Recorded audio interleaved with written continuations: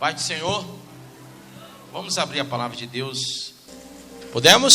Fique de pé, vamos ler a palavra de Deus.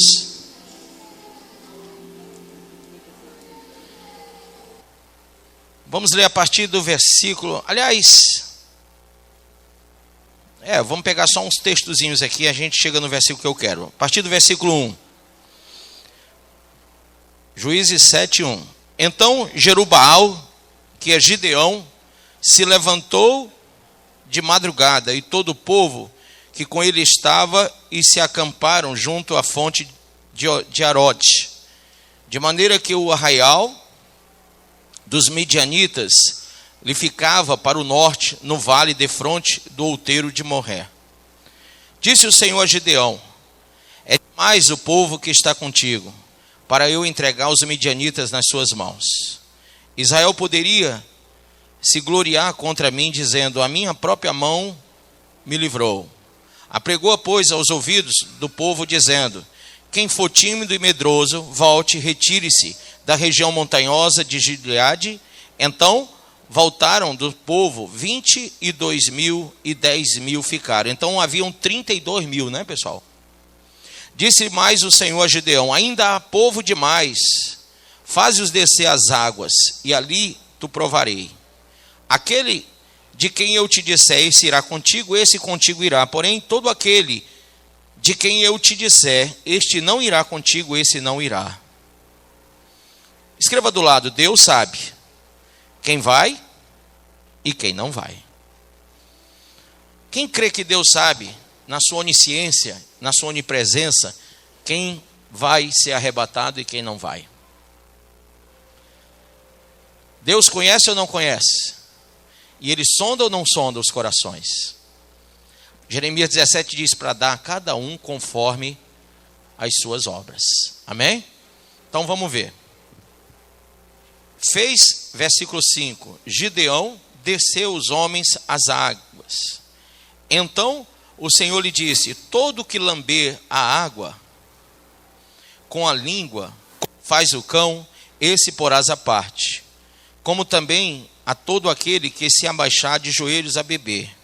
Foi o número dos que lamberam, levando a mão à boca, 300 homens. E todo o restante do povo se abaixou de joelhos a beber a água. Então disse o Senhor a Gideão: com estes 300 homens que lamberam a água, eu vos livrarei e entregarei os midianitas nas tuas mãos, pelo que a outra gente, toda que se retire, cada um para o seu lugar. Versículo de número 17. Pule aí para o 17.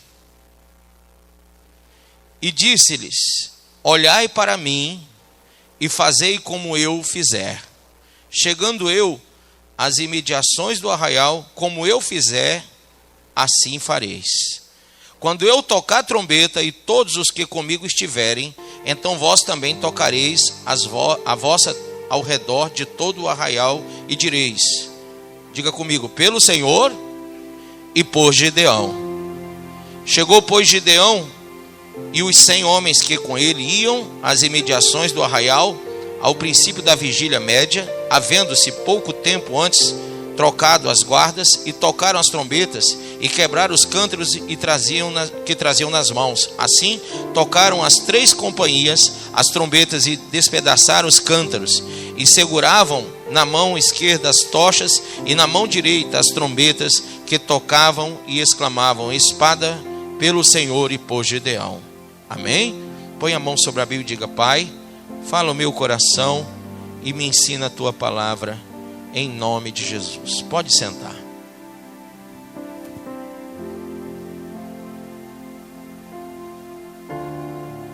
Irmãos, como o povo de Deus estava, vamos dizer assim, afastado do Senhor,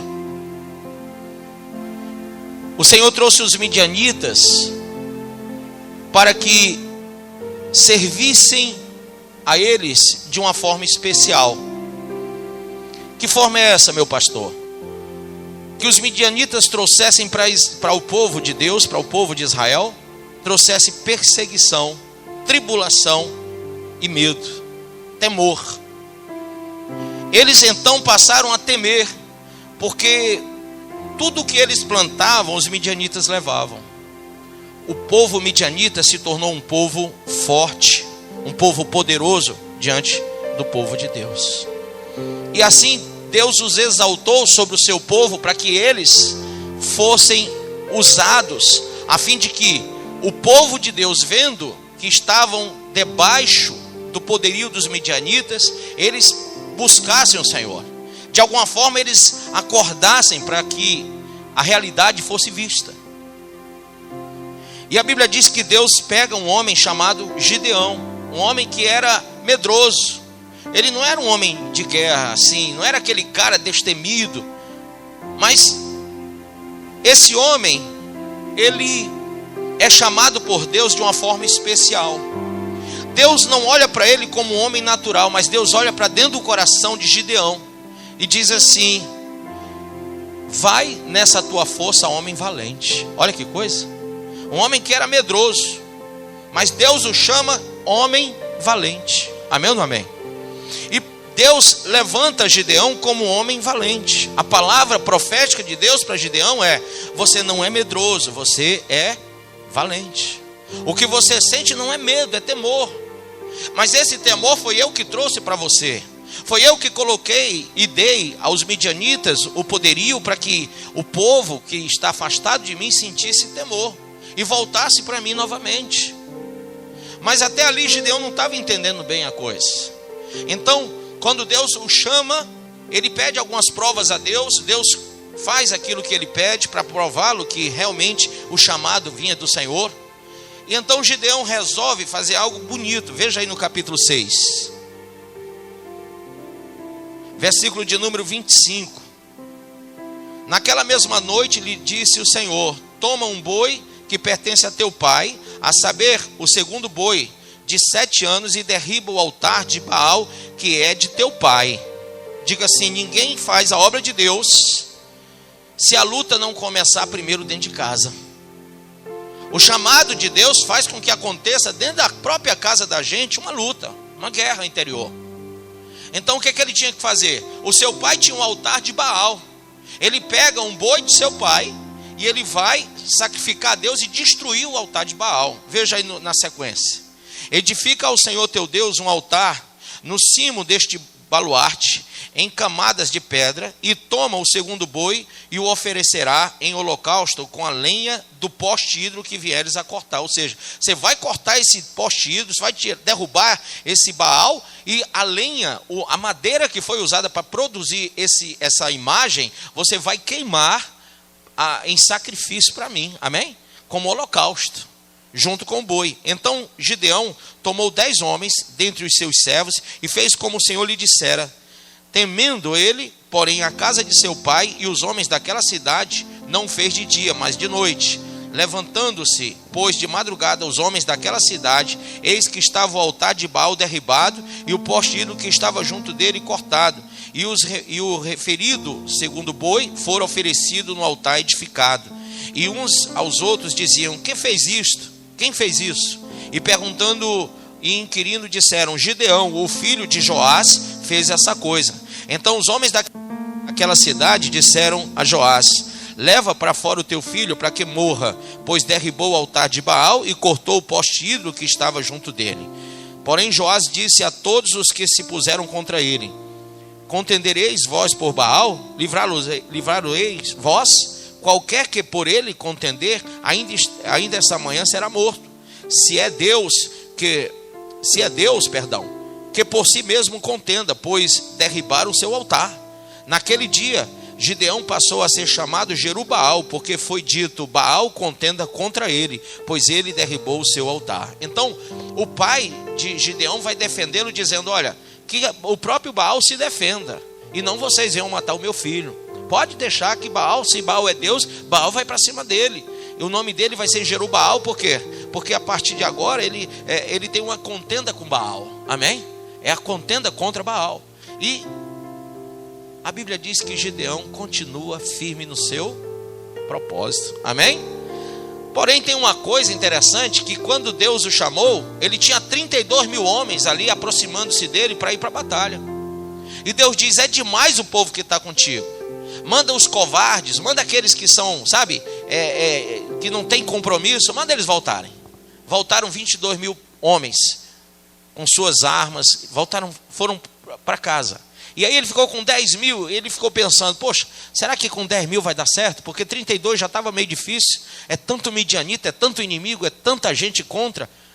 Aí Deus vai e fala com ele e diz assim: ainda é demais, faz o povo descer para beber água, e todo aquele que for até a água e lamber a água como o cachorro faz, põe à parte. Mas aquele que levar a mão até a boca e lamber com a água na mão, esse tu irá contigo.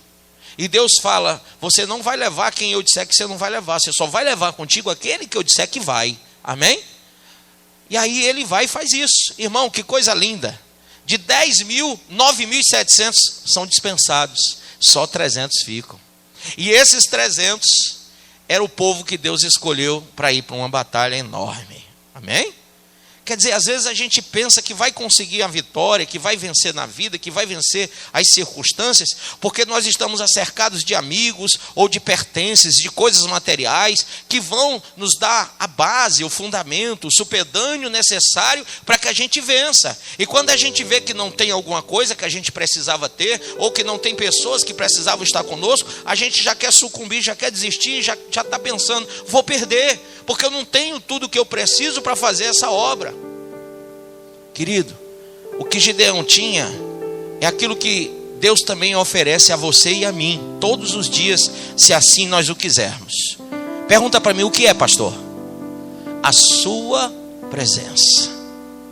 Amém? A sua presença. Então ele diz: olha, Gideão, vai com 300. E Deus dá toda uma estratégia para Gideão. E Gideão divide em grupos de 100 e coloca em torno do local onde os midianitas estavam. Eles sobem nos montes assim ao redor e se colocam em grupos de 100. E a palavra mais bonita que eu vejo aqui nesse texto é no verso 17, quando ele olha para os seus inimigos lá embaixo, milhares de homens midianitas, seus grandes e numerosos inimigos. Ele vai e diz para o povo que estava com ele: olhai para mim. Olha, irmão, nós estamos falando de um homem que era covarde, medroso. E de repente, com uma palavra de Deus, ele se torna um homem valoroso. Com uma palavra do Senhor, ele realmente se tornou aquele valente de Deus. E como um valente de Deus, ele não vai recuar. Ao contrário, ele se torna exemplo para os que estavam com ele. Amém? Quantos dos 300 pensavam: poxa, com 32 estava bom, 32 mil estava bom, mas com 10 mil ficou ruim, mas ainda dava. Agora só nós para resolver esse problema. Só 300 aqui, esse Gideão deve ser doido. Por isso que chamaram ele de Jerubaal. Deve ser Baal que trouxe a gente para cá para matar a gente nessa circunstância.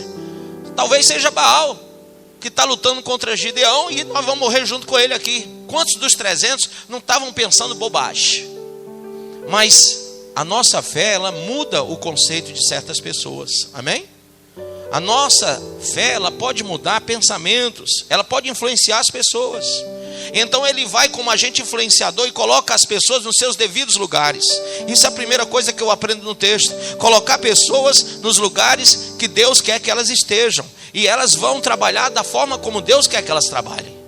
E ele olha para eles e diz: irmãos, olhem para mim. E ele diz mais: fazei como eu fizer. Alguém entende isso como um cristão? Você é capaz de olhar para a sua família, para os seus filhos e dizer: olhai para mim e faça como eu fizer? Será que você tem sido esse cristão exemplar, que as pessoas podem olhar, fitar os olhos e pegar em você aquilo que a Bíblia fala que é cristianismo genuíno? Ele diz: olhai para mim e como eu fizer, vocês vão fazer também. Amém? Irmãos, aqui era uma batalha contra os midianitas. Aqui era uma luta, era uma guerra contra midianitas. Mas na verdade, a nossa preocupação hoje não é com midianitas. Porque lá no livro de Efésios, Paulo escreve que a nossa guerra, que a nossa luta, que a nossa dificuldade não é contra não é contra carne nem sangue, mas contra principados e potestades. A gente não está mais hoje para lutar contra a midianita, nós não estamos mais para lutar contra homens, nós estamos aqui para lutar contra entidades espirituais da maldade, que agem nas regiões celestes. E aí, amados, quando esse mesmo Paulo fala sobre isso, abre aí por favor a sua Bíblia em 1 Coríntios capítulo 3. 1 Coríntios 3. Amém? Quem achou? Olha o que diz. Porque ninguém pode lançar outro fundamento além do que já está posto, o qual é quem? Jesus Cristo. Diga Jesus Cristo.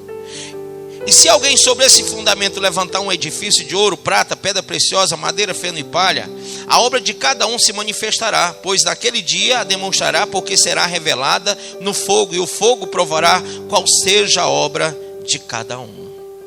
Então, quando Gideão diz, olha para mim, ele está fazendo a mesma coisa que Jesus.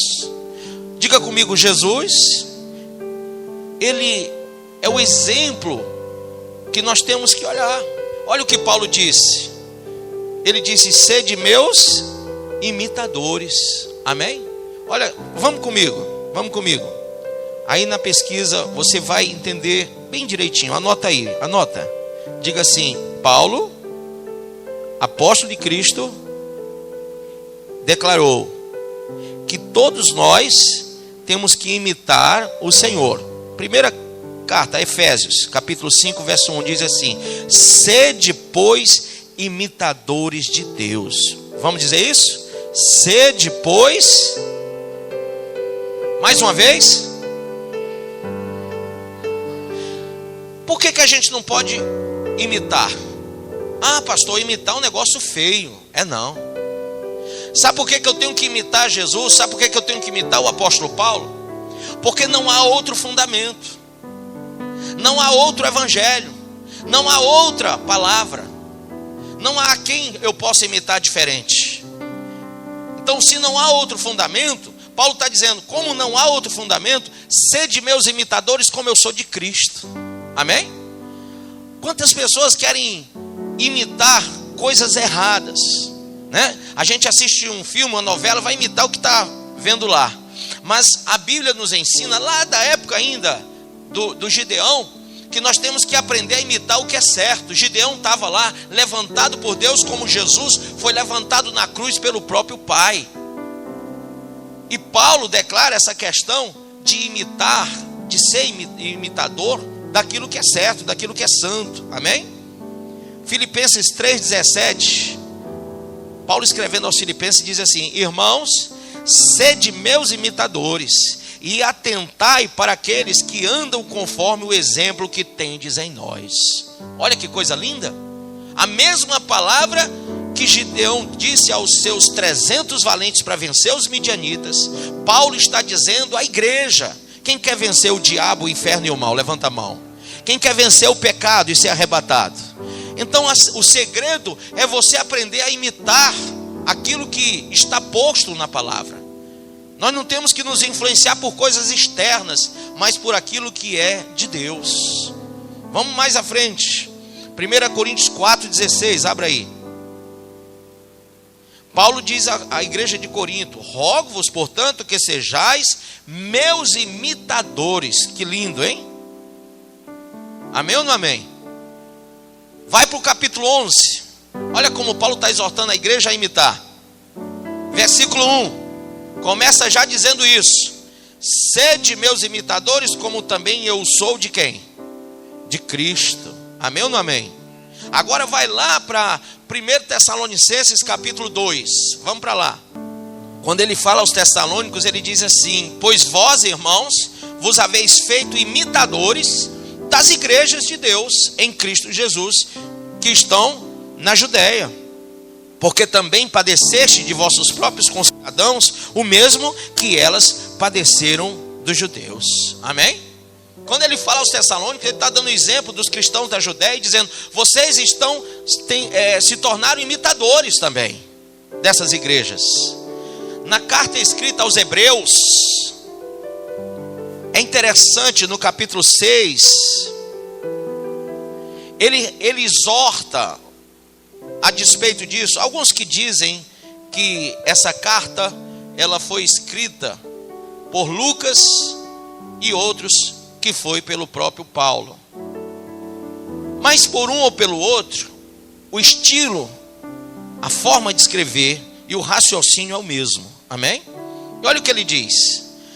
Verso 12. Para que não vos torneis indolentes, mas sejais imitadores dos que pela fé e paciência herdam as promessas. Você não pode ficar neutro. Você não pode ser indolente, você não pode não sentir o chamado de Deus. Você não pode achar que não é para você. Amém ou não? Não fique assim parado, indolente. O evangelho tem que arder dentro do teu coração e você tem que pensar nele dia e noite. Ele diz: olha, irmãos, não se torne indolente, mas seja imitador. E é difícil alguém escrever isso aqui, sabe por quê? Porque nesse período Nero estava matando os cristãos. A perseguição era tão grande, vocês não imaginam isso. Paulo estava preso e a comunicação deles era só por carta. Imagina você uma coisa: esse povo tinha que imitar, tinha que ser imitador de Cristo. Jesus foi para a cruz. Eles tinham que imitar para se tornarem exemplos para os seus filhos, para os filhos dos seus filhos, amém? O cristianismo não cresceu com Bíblia na mão, como a gente está vendo aqui, sabe? Com televisão, com rádio, como a gente tem aqui, não. O cristianismo da igreja primitiva, ele se multiplicou através do exemplo de um para o outro, amém? Da situação que cada um passava, da palavra que cada um ouviu e repetiu para o outro. Então a igreja primitiva, ela não tinha na mão o que você tem, ela não viu o que você viu, ela não participou do que você participou, ela não tem o que você tem para servir Jesus. É difícil às vezes falar isso, irmão, mas eu fico pensando, eu fico intrigado em ver que muita gente, diga assim, muita gente, poderia ter uma vida exemplar, poderia passar um grande exemplo para a sua família, para os seus filhos, mas não consegue. E é incrível que você tem tudo. A base, o fundamento, que é Cristo Jesus, está aí. Nós temos o sacrifício de Jesus na cruz como prova viva do amor de Deus para conosco. Amém ou não? Diga assim: Deus mostrou Gideão naquela época e mostra Jesus hoje, para que a gente possa seguir o exemplo. E como é que é esse exemplo? Lá em João 13:34, a Bíblia diz que ele nos pediu para amarmos como ele nos amou. Cristianismo é isso, irmão. Aprender a amar como ele nos amou. Lá na carta de 1 Pedro, capítulo 2, eu estava escrevendo sobre isso hoje, irmão. É interessante que às vezes a gente fica injuriado com certas coisas que passamos, mas o que Pedro escreve é que nós temos que suportar as injustiças da vida e não nos rebelarmos e não nos, aviltarmos ao ponto de querermos matar ou destruir alguém ou nos vingar de alguém. O cristianismo não é vingança. Mais ainda, quando a gente fala em seguir Jesus como imitadores, nós temos que ter o conceito de renegar o nosso próprio eu. Diga, renegar o meu eu, como ele fez. Está lá em João 12. Renegar o meu eu é nos esvaziar de nós mesmos. Quando Jesus deu o exemplo, ele disse: olha, vocês vão ter que servir uns aos outros, assim como eu sirvo vocês. E naquele dia, ele lavou os pés de todos os discípulos. E um deles disse: Senhor, não sou digno que o Senhor faça isso comigo. Ele disse: olha, se eu não lavar os teus pés, você não vai ter parte comigo. Então, Senhor, me lava o corpo todo. Amém? Então, querido, Jesus dá o exemplo de humildade, diga humildade, de submissão à vontade de Deus. Paulo, quando escreve aos Filipenses, diz que nós temos que ser obedientes. Ele fala sobre andar. Na carta de 1 João diz que nós temos que andar como o Senhor andou, amém? Andar como ele andou.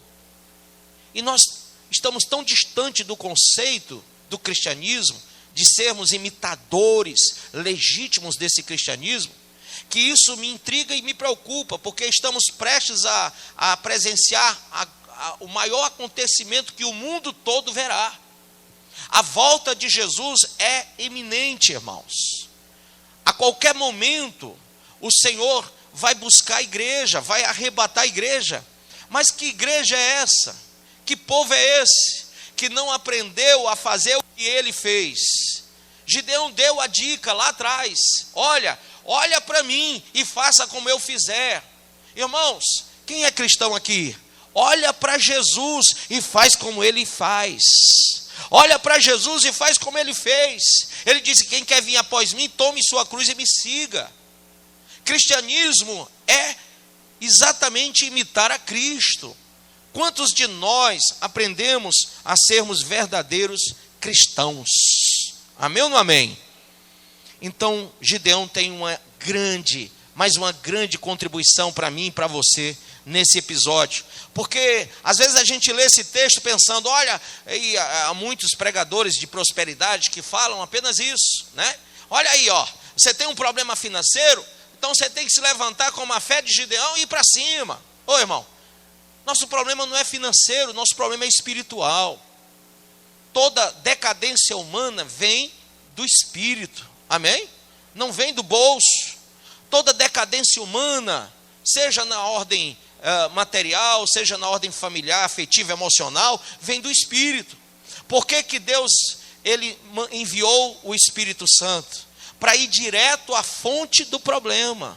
O problema está dentro de nós, não está fora. Quando você sai de casa, que você tem um monte de problema para resolver, e sempre tem, você pensa, esses são os meus problemas. E aí você entra numa baita de uma opressão ou de uma depressão, achando que aquilo lá que você viu é o seu problema. Mas na verdade, o seu grande problema está dentro de você. Porque você ainda não entendeu que você pode vencer em Cristo Jesus o pecado, a maldade e o mal. Amém? Você pode destruir o pecado dentro de você, você pode destruir o conceito do pecado, você pode destruir o sentimento do pecado, o desejo do pecado. Alguns irmãos ficaram assim meio que preocupados, que outro dia eu falei, gente, todos aqui são adúlteros e adúlteras, todos, sem exceção. E alguém diz assim, mas pastor, eu não pratico adultério, como que o senhor diz que eu sou adúltero? É interessante, quando a Bíblia ensina sobre o adultério, fala que ele começa onde? Na mente do homem. Quem aqui já não desejou coisas que não pode? Quem não já pensou em coisas que não devia? Casados, solteiros. Os solteiros são fornicadores mesmo que não façam, e os casados são adúlteros mesmo que não façam. Pastor, então nós todos estamos fadados à destruição? Claro que sim, e claro que não. Claro que sim, porque o pecado jaz à porta, mas claro que não, porque você não entrou na prática do pecado, você saiu dela. Como imitador de Cristo, você agora recebeu a mente de Deus. E você anda em processo de santificação, de restauração. O Espírito Santo vem até nós para nos convencer do pecado, juízo e justiça e nos mostrar que nós não estamos debaixo mais da lei do pecado, mas estamos vivendo pela graça de Deus. E pela graça de Deus nós somos salvos mediante a nossa fé. Isso não vem de obras para que ninguém se glorie, mas vem simplesmente de Deus. Deus resolveu salvar aqueles que Ele ama e aqueles que o amam. Ele resolveu salvar, e a Bíblia diz que Ele enviou Jesus para isso. É graça pura. Nós estamos vivendo o período da graça para que a gente entenda o favor não merecido. A gente entenda que nós podemos tentar sermos cheios de santimônia, sabe, e aparentarmos religiosamente como os fariseus hipócritas, os saduceus aparentavam com filactérios, com vestes sacerdotais. Hoje, cada dia está pior, né? As pessoas estão se vestindo e se revestindo de vestes sacerdotais para mostrarem uma santimônia. Mas na verdade, irmão, santidade vem de dentro e não de fora. Santidade é algo que é conquistado através do Espírito Santo dentro de mim e dentro de você. É algo que muda o meu interior para que o meu exterior seja o reflexo daquilo. Algo que ilumina o meu coração para que os meus atos sejam luminosos. Para que eu seja luz para o mundo. Para que eu seja exemplo para a minha família. Para que eu possa declarar, olha para mim e faça como eu faço. Mas se você não foi iluminado pela luz do Espírito, pela luz da palavra, se você não tem esse resgate espiritual de Deus, porque você não concebeu a Jesus Cristo na sua vida, você não recebeu dentro de você, você não pode entender o que eu estou falando. Sabe, Maria estava lá, prestes a casar com José, e de repente o Senhor fala com ela e diz: olha, você vai conceber um filho, o nome dele vai ser Jesus, amém? Você vai dar a luz ao Salvador. E naquele momento ela foi visitada pelo Espírito Santo, e ela foi concebida pelo Espírito, amém? Pronto. E dali para frente, o que crescia dentro dela era a luz de Deus, era a luz do mundo. Ele que disse: eu sou o caminho, a verdade e a vida, estava dentro dela. Ela recebeu. Quando ela disse: faça em mim a tua vontade, amém? Então ela ficou cheia da presença do Senhor. Ela ficou grávida da presença do Senhor. Ela gerou a luz no mundo. Através de Maria, a luz veio ao mundo. A luz, ela tinha que nascer de alguém. A luz veio de Maria. E através da sua subserviência, através do seu entendimento, dela simplesmente dizer: eu aceito a luz, eu recebo a luz, eu quero o Espírito Santo, eu quero conceber a luz. Então ela concebeu, e Jesus é a luz do mundo. Jesus é o Filho de Deus, Ele é o Cordeiro que tira o pecado do mundo. Mas imagina um mundo em que o Senhor vem a uma mulher chamada Maria, e ela diz: não, eu não quero conceber a luz, eu não quero conceber. Sabe, tem uma passagem em Apocalipse 12 que fala que há uma mulher que está grávida, e o dragão, a serpente, o diabo, está bem à sua frente, tentando impedir que ela venha a gerar o filho. E em 3 entendimentos teológicos nós vemos isso aí. O primeiro diz que era Maria e Jesus. O segundo diz que é a igreja e o povo. E o terceiro diz, fala a despeito da própria manifestação da vinda do Senhor para arrebatar a igreja. Então, nós entendemos, irmãos, que o diabo sempre está tentando impedir que a gente gere a luz de Deus, que a gente seja exemplo para os outros. Mas lá em Gideão, e agora aqui em Cristo, eu tenho que vencer o diabo, eu tenho que vencer o pecado, sendo obediente a tudo que me foi ensinado. Amém? Pastor, é difícil? Claro que é, nada é fácil. Diga: nada é fácil. Mas também não há glória se você não buscar viver o seu chamado. Amém? Amém ou não amém? Agora, pastor, como é que eu faço para ser um imitador de Cristo? Primeira coisa, eu tenho que ter uma clara decisão de abrir mão das coisas antigas. Você está definido assim? Ninguém pode receber Jesus se não se definir. O que é que você quer? Você não vai poder servir a 2 senhores, vai? Você não vai poder estar na igreja e no mundo, na igreja e no mundo, na luz e nas trevas. A Bíblia diz lá em 2 Coríntios 6, 14 em diante, que não há comunhão entre luz e trevas. Então a gente não pode estar na luz e na treva.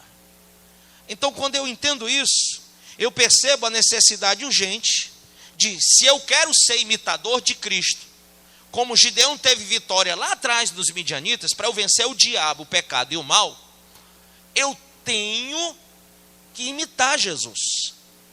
Mas imitar Jesus é abrir mão das coisas antigas, do meu eu, do meu passado, do que eu fui até o dia de agora, até o dia de hoje. Será que eu estou disposto a seguir Jesus verdadeiramente? Abra em Lucas, capítulo 9, versículo 57. Lucas 9, 57.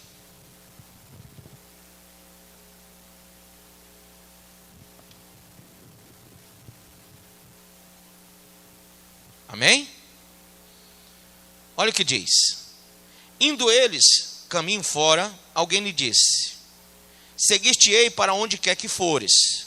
Mas Jesus lhe respondeu: as raposas têm seus covis, e as aves do céu ninhos, mas o Filho do Homem não tem onde reclinar a cabeça. Vocês estão vendo o evangelho de Cristo aqui? Tem alguma coisa a ver com esse evangelho de hoje, que algumas igrejas estão pregando? Por favor. Ele está oferecendo vantagem para segui-lo? Ele está dizendo, olha, se você vier, você vai ganhar um carro importado. Está aqui escrito? Não. Não está. Ele não disse que você vai ter melhoria financeira. Ele não disse que você ia morar num apartamento big. Não. Ele está dizendo que você nem vai ter onde morar, que é pior ainda. Olha que diferença do Evangelho de Cristo para a pregação dos homens. Os homens estão pregando o reino material e Jesus está falando do reino espiritual. Se você ler a carta de João no capítulo 8, Jesus declara, eu sou lá de cima e vós cá de baixo. Amém ou não? Quando ele foi altercado pelos saduceus e pelos os sacerdotes, ele disse, o meu reino não é daqui da terra. Amém? Se fosse, eu mandaria os meus soldados virem e eles impediriam o que vocês estão querendo fazer comigo. Mas eu estou aqui porque o Pai me enviou. Amém? Então meu reino não é aqui da terra. Jesus não traz para nós a concepção do reino terreno, mas do reino celestial. Então, veja aqui comigo. Os pássaros, as raposas têm seus covis, as aves do céu ninhos, mas o Filho do Homem não tem onde reclinar a cabeça. Quer me seguir assim? Sem ter onde morar?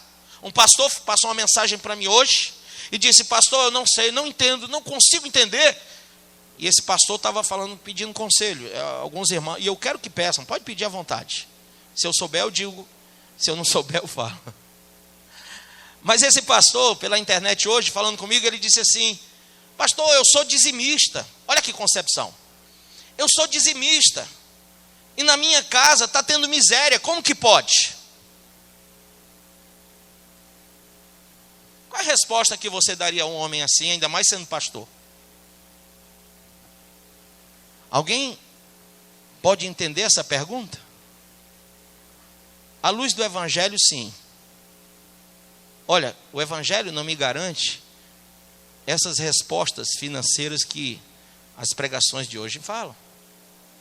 Quer dizer, a igreja primitiva era ou não era dizimista? Sim. O povo da igreja primitiva era dizimista. Mas quando eu vejo os caras dizimistas morrendo de fome, sendo presos e mortos, esquartejados, queimados vivos, para servirem de luminárias em Roma, servidos nas arenas aos leões, e eram todos dizimistas. Alguém está pregando isso para vocês? Alguém está dizendo que ser dizimista é estar acima de qualquer sofrimento ou qualquer perrengue? Aí eu falei para esse pastor, pastor, entende uma coisa. Os dizimistas da igreja primitiva padeceram, mesmo sendo dizimistas, porque estavam sob o governo de Roma. Se nós morássemos agora nos Estados Unidos, nós teríamos outra situação financeira. Quem concorda? Quem concorda? Se nós morássemos em Portugal, teríamos outra situação financeira, sim ou não? Porque o governo é outro. O pensamento é outro. Sabe, tem alguns países aqui da América Latina como... Deixa eu ver aqui. Aqui perto mesmo, vamos ver aqui. A Argentina está horrível. Vamos lá, vamos pensar no outro. O Uruguai também não está muito bacana não, nem Venezuela. Chile, pronto. Chile é um país que você pode andar lá com corrente de ouro, aqui, cordão de ouro, tudo de ouro, 3 horas da manhã que você não é assaltado. Chile. Por quê? Porque a cultura é outra, pessoal. Não é que lá não falta dinheiro para alguns, não. Às vezes falta. Mas ninguém vai arrancar o que você tem no meio da rua, não. A justiça de lá funciona diferente da daqui. A daqui o cara rouba a nação toda e ainda fica recorrendo, e vai acabar em coisa nenhuma. Outros países têm lei para isso. Na China, os caras vão e matam os políticos que roubam a nação. Então você imagina que cada povo tem o seu sistema de governo. Quando o povo de Israel disse, nós queremos um rei, Deus advertiu o povo através do profeta Samuel, que já estava velho, e disse, olha, vocês estão pedindo um rei, vocês também vão sofrer o que o povo, as outras nações têm. No momento que elas colocaram um rei, elas também ficaram submissas e subjugadas a esse rei em tudo que ele quer. Então nós estamos no Brasil. E é antagônico você pensar que você vai ter riquezas e glória e não sei o que, lá do Antigo Testamento, avocar para a situação brasileira, quando a nação toda é roubada. Sabe, esse evangelho da carochinha, eu não quero pregar para você. Esse evangelho da mentira não é o evangelho de Cristo. O evangelho de Cristo diz: no mundo tereis aflições. O evangelho de Cristo fala notoriamente sobre a questão das aflições. Paulo cita em suas cartas às igrejas o quanto ele recebeu chibatadas, o quanto ele foi preso, o quanto ele sofreu pelo evangelho. Que concepção mais boba é essa que nós temos, que ser imitador de Cristo quer dizer que vai dar tudo certo? Sabe o que está fazendo isso com as pessoas? Estão enfraquecendo, tem gente se desviando, tem gente, sabe, fria. Por quê, pastor? Porque as pessoas que são pobres, que estão na miséria, dizem: se Deus fosse comigo, eu não estaria nessa miséria. Então Deus me abandonou, Deus me largou. Na verdade, Deus não faz acepção de pessoas, Ele ama todos por igual. Amém? Ele não escolheu você para ser rico, o outro para ser pobre, querido. Não é assim que funciona. Essa diferença social, essa diferença de renda no meio da população, uns têm muito e outros não têm nada, é do próprio homem, é o sistema humano, não é o sistema de Deus. Deus criou o Éden para que todos tivessem tudo. E quando Deus trouxe a água da rocha, foi para todo o povo. E quando Deus trouxe as codornizes, foi para todo o povo.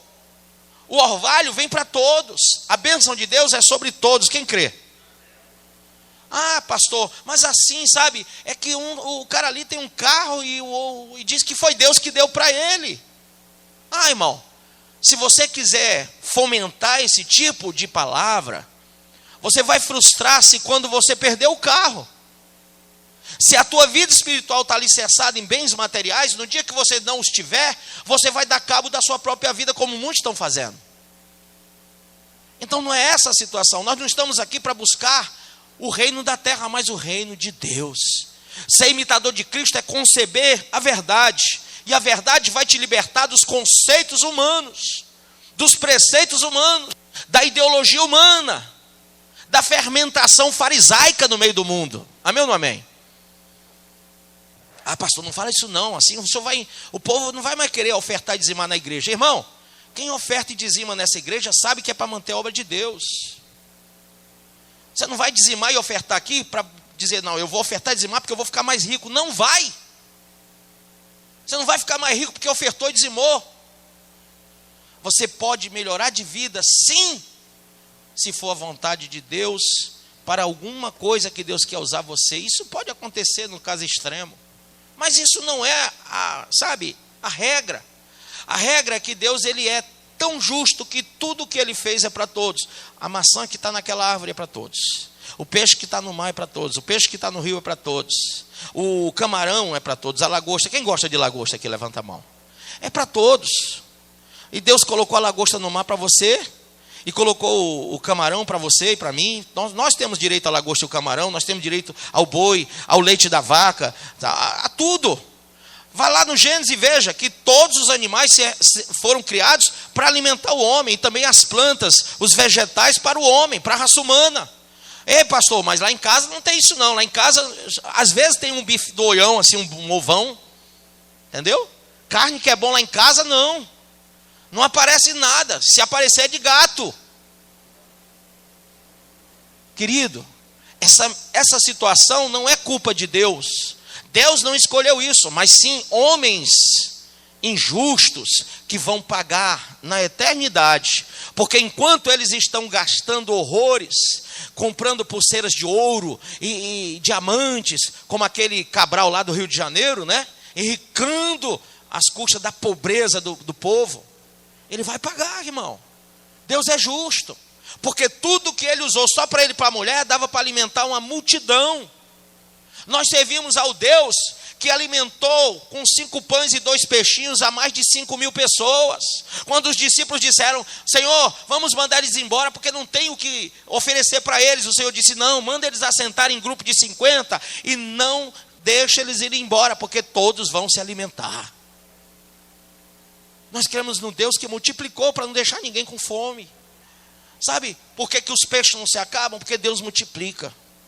Sabe por que os animais não são extintos de uma vez só por causa da raça humana? Porque Deus está lá dando suprimento. Você sabe por que apesar de toda essa ingerência humana destruidora, poluindo rios, poluindo mares, poluindo tudo, ainda temos do que nos alimentar e o que beber? Porque Deus ainda está nos mantendo vivos. Ei, querido, nós dependemos de Deus. Quem crê assim? Mas para eu ser imitador de Cristo, eu tenho que declarar que eu tenho que abrir mão de coisas antigas. Eu tenho também que entender, diga, eu tenho que entender, que às vezes isso implica deixar amigos, isso implica deixar salários, isso implica deixar coisas que eu acho que tem muito mais valor. Sabe, essa divisão absurda, que muitas vezes dentro de um lar, dentro de uma casa, o marido briga com a esposa. Sabe, um homem ligou para mim e disse: pastor, o senhor não sabe, olha lá em casa, a mulher está brigando comigo que eu estou desempregado e ela está trabalhando. Essa divisão é terrível, irmão. Quando o homem está trabalhando e a mulher está em casa, o homem nunca reclamou isso. Mas basta ele ficar desempregado, a mulher diz: agora quem vai sustentar sou eu? Ô irmã, toma um calmante, um simancolzinho. O teu jumentinho de carga estava desempregado, mas daqui a pouco ele arruma outro emprego. Amém? A gente tem que amar, irmão. O cristianismo me faz aceitar limitações e sofrimentos, não me revoltar contra eles. Se eu estou em um momento de limitação, num momento de dor, de sofrimento, eu sou uma pessoa cristã, eu tenho que me resignar a passar por isso. Eu não posso pensar que Deus me abandonou. Eu não posso pensar que Ele me largou porque eu estou num momento de limitações, num momento de sofrimentos. Sabe, você quer ver? Vai no hospital. Sai do hospital. Vai no presídio. Sai do presídio, se você aguentar depois disso. Vai no leprosário. Sai do leprosário e vai no cemitério. De noite, tu está arrasado. Tu está acabado por dentro. Mas uma verdade você vai ter consigo. Sabe qual é? É que tem muita gente sofrendo e não é só você. Você só estava olhando para cá, para um umbiguinho, dizendo: Deus me deixou, Deus não me ama, Deus não me quer. Tem gente que pega aquela florzinha e fica: bem me quer, mal me quer. Bem me quer, mal me quer. Com Deus. Com Deus, logo com Deus. Porque Deus amou o mundo de tal maneira. Não, mas o cara fica: bem me quer, mal me quer. Bem me... Senhor, se amanhã o emprego sair é porque tu está comigo. Se não sair, quer dizer que ele te largou, filho? Senhor, se amanhã o patrão me pagar, é porque o Senhor é comigo. Quer dizer que se o patrão não te pagar, Deus é que leva a culpa. Tudo é Deus, irmão. Cuidado com esse pensamento diabólico. E não é cristão. Veja as limitações e os sofrimentos como uma forma de aprendizado, como os midianitas estavam lá atrás no pé de Gideão, milhares deles. E ele olhou e disse: eu tenho agora um momento de limitação, de sofrimento, mas serve para eu aprender a ter fé. Diga para o seu irmão: se preserve, olhando para frente e não para trás. E renuncie a tudo. Ainda que você tenha que deixar os bens deste mundo, os negócios desse mundo, os valores deste mundo, por causa de Cristo. Você tenha que deixar pessoas, mas você, com Cristo, por Cristo e para Cristo, você pode todas as coisas. Se você quer ir para o céu, não seja imitador do pastor A, B, C ou D, que não está pregando a palavra. Seja imitador dessa palavra. Essa é a palavra. Sabe, irmãos, eu tenho tentado me adequar aqui. Eu não sei se eu sou exemplo para ninguém. Alguns dizem que eu sou, outros eu nem sei se dizem. Mas o que importa para mim é Cristo. Para mim, o viver é Cristo e o morrer é lucro. Nós temos que entender isso de uma vez por todas, porque Jesus está voltando e não vai pegar essa igreja dilacerada em ressentimentos, dilacerada em pensamentos tortos, sabe? Só para concluir, lá em Jeremias 23, Jesus, ele nos ensina pela palavra. O Senhor Deus fala pelo profeta Jeremias e fala de falsos profetas. Você vai ver várias passagens de Jeremias falando isso. No capítulo 16, no capítulo 17, no capítulo 23. Naquela época eram homens que falavam dizendo que era o Senhor que falava sem o Senhor ter dito. Na época de Jesus e dos apóstolos, houveram falsos apóstolos que também traziam uma palavra dizendo que era de Deus. Para quem não sabe, na época do Senhor, esses homens, eles influenciaram muitas gentes e confundiram a muitos com palavras persuasivas, ao ponto do próprio apóstolo Paulo falar em 1 Coríntios 2, não vim até vós com palavras persuasivas de homens, mas com a demonstração viva do poder e do Espírito de Deus. Mas esses homens, eles eram chamados para palestrarem, eles tinham o dom da palavra, e eles falavam e as pessoas, sabe, se debruçavam diante deles, porque eles eram, sabe, exímios pregadores. Esses homens foram chamados na antiguidade de falsos, mas eles tinham uma forte influência sobre todo o povo da igreja. Confundiram o caminho. Paulo disse, se possível, até os escolhidos seriam confundidos. Então, quando veio essa profecia, foi para que a gente entendesse hoje. Sabe como é que esses falsos profetas se destacaram na época de Jesus? Eles eram itinerantes. Era assim, alguém chamava e dizia, vou te dar tanto para você trazer uma mensagem. Eles iam e pregavam. E o povo todo chorava, e caía no chão, e pulava. Parece com hoje, né? Essa itinerância era paga. Eles iam para onde pagassem. É incrível como o que aconteceu lá atrás com a igreja primitiva acontece hoje. Onde homens já não querem ser pastores de igreja, mas são chamados ou se autodenominam de pastores itinerantes. Sem compromisso com ovelha nenhuma. Simplesmente são pregadores, repetidores de alguém. Essa itinerância destruiu muita gente lá atrás. Essa mesma itinerância, quando entra dentro de uma igreja, com aquele discurso bonito, com aquela forma de falar bem, sabe? Expressiva, que mexe com o sentimento de todo mundo. Quando eles saem, fica o buraco na igreja.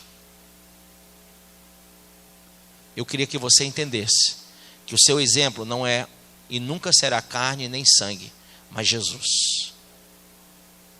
Ele é. Amém? Quando Paulo teve que pregar às igrejas, Paulo foi confundido com aqueles itinerantes. Mas Paulo era fundador de igreja, não era itinerante. Paulo estava lá pregando, abrindo igreja, fazendo obra missionária. Paulo estava compromissado com o evangelho, dando a própria vida pelo evangelho. O compromisso de Paulo era latente e visível.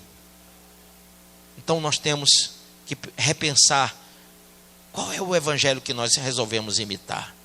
Tem um jovem aqui da igreja que hoje é evangelista, que ele um dia, debaixo de uma árvore, um outro local onde a gente tinha igreja, ele disse, pastor, eu gosto do pastor tal, pastor tal, pastor tal, porque eles são assim muito expressivos. Eu disse, imita Cristo, irmão, imita Cristo, irmão.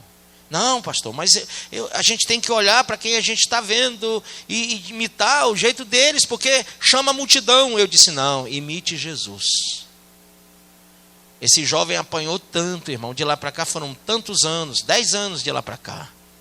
Ele passou por frustrações na vida emocional, na vida conjugal, na vida financeira, imitando esses caras. Se desviou 2 vezes, caiu nas drogas, quase morre de uma overdose, aí volta e diz, pastor, o senhor tinha razão, eu tenho que imitar Jesus.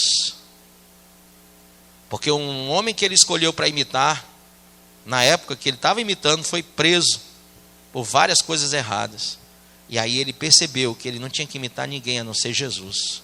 Hoje ele está aqui no nosso ministério novamente, prega o evangelho, é uma bênção de Deus. Abriu mão de coisas que são difíceis de alguém abrir. Deixou para trás muitas coisas que ele tinha como verdades, que na verdade não eram verdades, eram mentiras. Hoje ele assumiu o evangelho de Cristo. Hoje ele serve a Deus. Amém? Então, olhe para Cristo e faça o que ele fez. Ele deu a vida dele por você, agora está na sua vez de dar a sua vida para ele. Deixe tudo. Olhe para dentro do seu coração. Deixe tudo. Chegou a hora de você deixar para trás o passado. Amém? Curve a sua cabeça. Deus está aqui para salvar aquele que está perdido. Às vezes a nossa perdição não é questão de localidade, mas de pensamento, de ideologia. E quando nós ideologicamente nos perdemos, só a luz da palavra de Deus para nos fazer achar novamente. O Espírito Santo está falando com você hoje, para que você seja achado. E que você lembre o que eu mais uma vez vou recitar no Salmo de número 23:1. O Senhor é o meu pastor e o que, pessoal?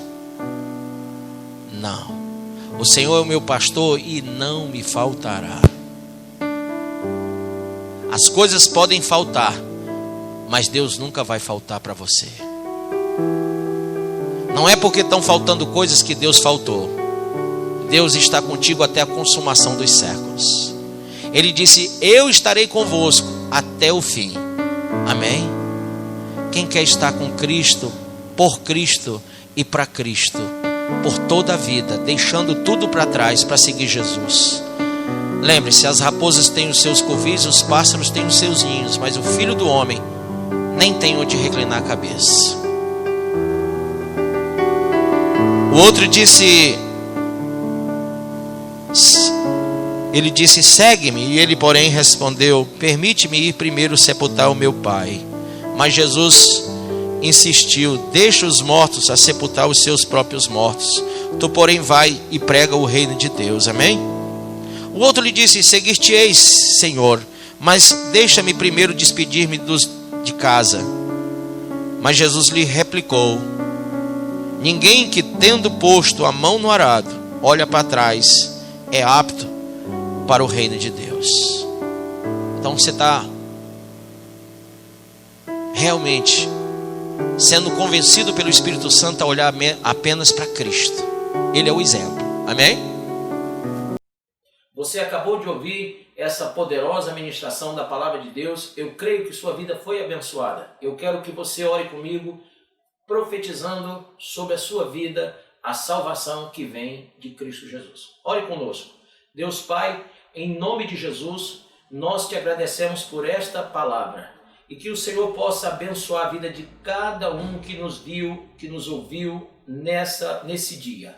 Deus Pai, em nome de Jesus, que esta pessoa esteja agora entregando a sua vida, recebendo a salvação que vem do Senhor. Pois assim, Pai, nós profetizamos salvação, cura, libertação, em nome do Pai, do Filho e do Espírito Santo de Deus. Amém.